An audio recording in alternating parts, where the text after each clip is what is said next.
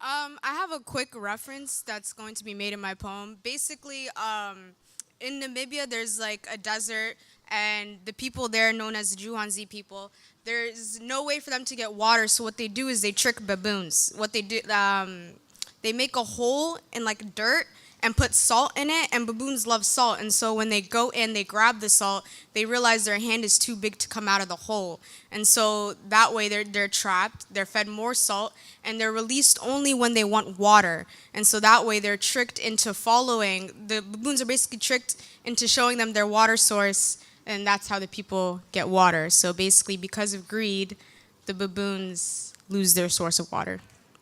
Okay. The title of my poem is called Negligence of My Creator. Chest aches of pain unexplainable, reminiscing, wishing things from the past had last. I was looking but not seeing the value and meaning behind what I had. Easily distracted, what hurt me impacted my everyday life. Lethargic, I'd cry, no car, but still car sick. I'd ask myself why. Food became tasteless, realized everything sweet isn't sugar-coated. Soul uneasy, mind becoming ironclad. I didn't even begin to notice the time that I've wasted, so I can't help but be mad. The empty spaces I told myself I would fill have now become more vacant. I've become ill, impatient, I've become lost.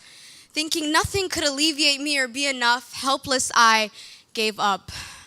But similar to the Kalahari baboon tricked with the salt, I am at fault for telling myself it's too late and that I decided my own fate.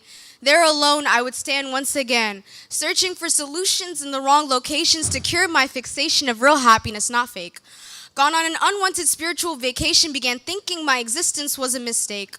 Whole time the beginning of my answer stood before me. Before a while I convinced myself that I couldn't see or that everything else was a priority.